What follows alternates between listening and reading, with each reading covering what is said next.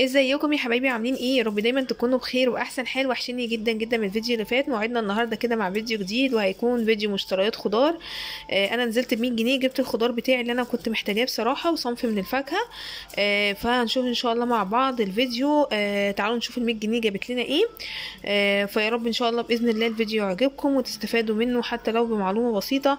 بس ما تنسوش بقى تحطوا لايك ودعوه حلوه، كمان كومنت جميل كده زيك تحت في التعليقات على الفيديو. وقولي لي انت بتتابعيني من انهي منطقه او من انهي بلد. يلا بينا كده نبدا في الفيديو على طول علشان ما يبقاش طويل، ونشوف انا جبت ايه بال 100 جنيه.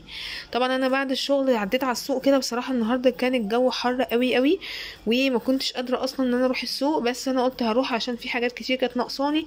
فانا قلت كده ايه، عايزه اروح اجيب الحاجات اللي ناقصاني، يعني اللي تكفيني الكام يوم اللي فاضلين دول في الشهر ان شاء الله باذن الله، لغايه اخر الشهر دول ان شاء الله باذن الله هيكفوني يعني.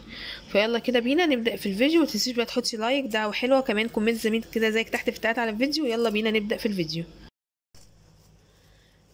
طب يا حبايب قلبي، مبدئيا كده انا عندي السوق الحمد لله اشتغل، بس مش كل الناس شغاله. بس الحمد لله يعني 3/4 اشتغل. فانا رحت جبت حاجتي كده.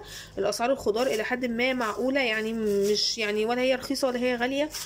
لحد الان يعني هي معقوله. خلاص، اول حاجه كده جبتها وهي الجزر. الجزر من الحاجات اللي انا سعرها حلو جدا جدا الفتره دي.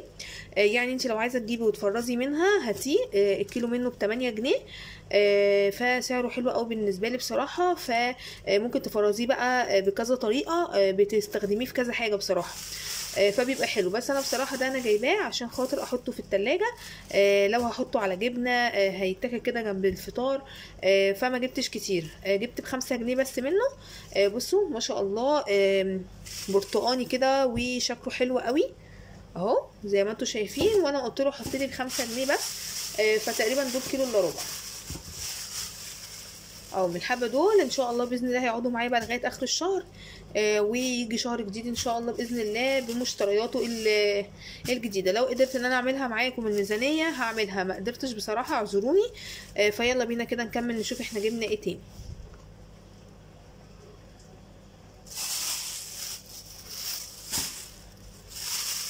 الحاجه اللي بعد كده اللي جبتها هو الخيار ده.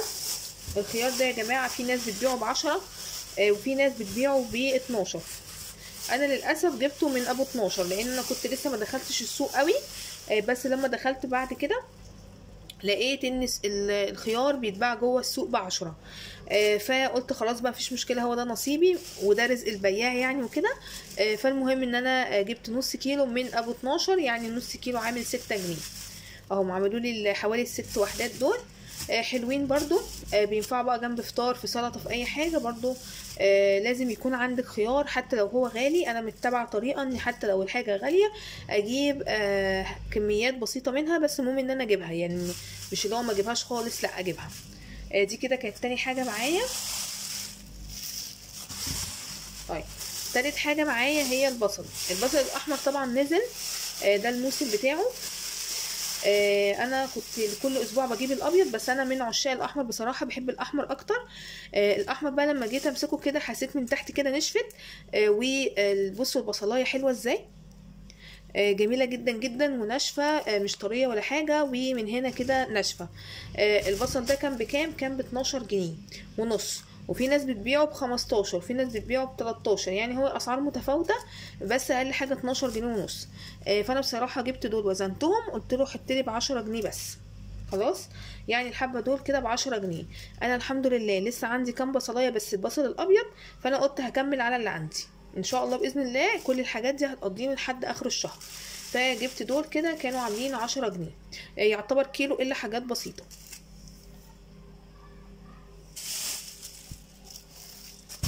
هنيجي بقى للشنطه اللي بعد كده. جبت بقى فيها ايه.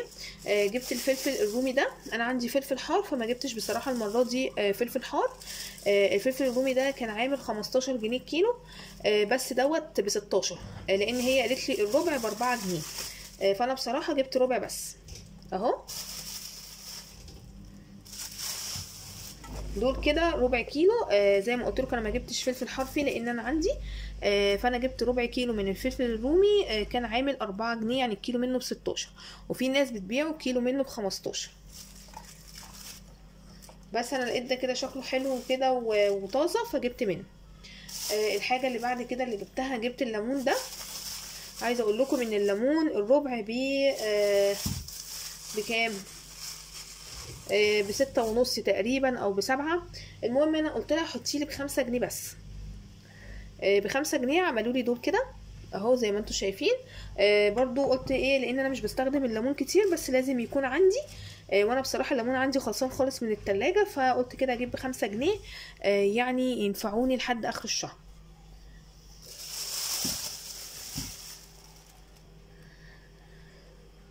الحاجه اللي بعد كده هي البطاطس. البطاطس في السوق كله ب16 وب15، مفيش اقل من 15 اللي هي التحمير، ومفيش اعلى من 16. دي كانت بكام؟ دي كانت ب14. الراجل قال لي ب14 وهتاخدي كيلو ونص هيكون ب20 جنيه. خلاص. فانا جبت بصراحه كيلو ونص بس، جبتها كده الحجم اللي هو الوسط ده، ولا كبيره ولا صغيره، على اساس ان هي ايه ترمي معايا وفي نفس الوقت يكون حجمها كده كويس. اللي هي بيبقى فيها طينه كده ونقط حمراء، دي بتبقى تحمير، وكمان انا بجيبها من واحد كده ببقى ضامنه انها بطاطس تحمير. فدول كده قطعوا معايا كيلو ونص من البطاطس ب20 جنيه. تعالوا نشوف بقى جبنا بباقي ال100 جنيه ايه. ان شاء الله باذن الله تستفادوا من الفيديو بتاع النهارده. هو هيكون فيديو بسيط عباره عن مشتريات خضار بس وصنف فاكهه، فان شاء الله باذن الله تستفادوا منه. بصوا الحاجه اللي بعد كده اللي جبتها، جبت الفاصوليا دي. بصراحه الفاصوليا عجبتني جدا، حسيتها كده طازه وحلوه. بصوا بتعملي كده بتروح مقطومه وتسمعي صوت التكه وبتلمع كده من جوه. دي كده تكون طازه. بقالي كتير قوي ما جبتهاش، وانا بصراحه بحبها بالرغم ان اولادي مش بيحبوها. بس انا قلت لازم اكلهم برضو الخضار علشان يكون صحي ومفيد ليهم، لان هم لسه صغيرين. فالفاصوليا دي كانت عامله كام؟ كانت عامله 20 جنيه، فانا جبت نص كيلو ب10 جنيه. النص كيلو برضو حبه حلوين اهم، هيعملوا لي اكله محترمه. بصوا ما شاء الله حلوه ازاي وطازه وجميله جدا جدا. بس هو طبعا حاطط لي ديت على الطماطم عشان يوفروا في الشنط، فانا بصراحه ما بقتش اعترض بصراحه، لان كل حاجه غاليه فحرام يعني نحس بالبياعين يعني وكده. انا حتى لما بيجي يديني حاجه وشنطه فيها خفيفه اقول له طب خلاص ما تجيبش شنطه تانية وهات كمل على الشنطه دي بصراحه. ولو راح عند العلاف وهاخد حاجه بسيطه وانا معايا شنط بقول له خلاص ما تحطلهاليش في شنطه، وانا هحطها مع الحاجات اللي عندي. يعني لازم نكون ايه حاسين يعني ببعضينا وكده وبالغلا اللي احنا فيه ده. خلاص دي كده كل كميه الفاصوليا ب10 جنيه. جبت كمان اخر حاجه في الخضار اللي انا كنت محتاجاه هي الطماطم. الطماطم كانت ب8 جنيه زي ما انتم شايفين ما شاء الله. هي ناشفه شويه اللي هي الصفرة دي، ولكن الحمرا طريه شويه. بس ايه انا حاولت ان انا اجيبها ناشفه عشان دي انا هحطها في التلاجة للسلطه للجبنه للاكل كده. لكن كطبيخ انا مفرزه عندي في الفريزر صلصه، فبالنسبه لي مش محتاجه غير صلصه او طماطم في التلاجة. فدي كانت عامله كام؟ كانت عامله 8 جنيه. فانا جبت كيلو وربع ب10 جنيه. حلوين جدا جدا، وان شاء الله باذن الله هيكفوني لحد اخر الشهر.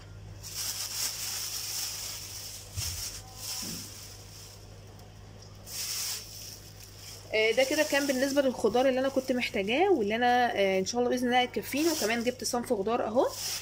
فبالنسبه لي كده حلو جدا جدا. بالنسبه لصنف الفاكهه، انا بصراحه وانا راجعه من الشغل امبارح جبت موز. فبالنسبه لي كان عندي موز وكده، فانا بصراحه قلت بقى هجيب صنف واحد بس، لان احنا كنا لسه واكلين موز امبارح والفاكهه كانت عندنا يعني. فانا جبت بصراحه الخوخ ده انا بحبه قوي، ولما لقيته في السوق رحت جايباه. طعمه على فكره مسكر وجميل. انا لما رجعت دقته انا وولادي عجبني قوي. ده بس كان غالي شويه، كان ب30 جنيه الكيلو. فانا جبت كيلو منه ب30 جنيه. ده كده صنف الفاكهه اللي انا جبته. وزي ما قلت لكم انا لسه كنت جايبه موز امبارح، فبالنسبه لي قلت بقى اجدد واجيب حاجه جديده. فانا جبت الخوخ ده كيلو ب30، جبت كيلو واحد بس. ودي كده الحاجات اللي انا جبتها، ودي المشتريات اللي انا جبتها ب100 جنيه. يعتبر كده ب100 جنيه مقفوله. 20 جنيه بطاطس، 10 جنيه بصل، يبقى كده 30، و10 يبقى كده 40 و تعالوا كده بس بينا 40 و6 يبقى 46. خلاص. و4 اهو الفلفل 46 و4 يبقى كده 50.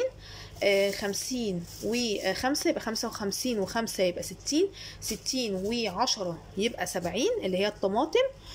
كده 70 والخوخ ب30 يبقى كده 100 جنيه مقفوله الحمد لله. يعني انت لو معاكي 100 جنيه وعايزه تمشي نفسك لحد اخر الشهر ان شاء الله باذن الله هتقدري ان انت تجيبي الخضار اللي يكفيكي لحد اخر الشهر. يا رب يكون الفيديو عجبكم، ما تنسوش بقى تحطوا لايك ودعوه حلوه كمان كومنت كده جميل زيك تحت في التعليقات. اشوفكم على خير فيديو جديد ومع السلامه.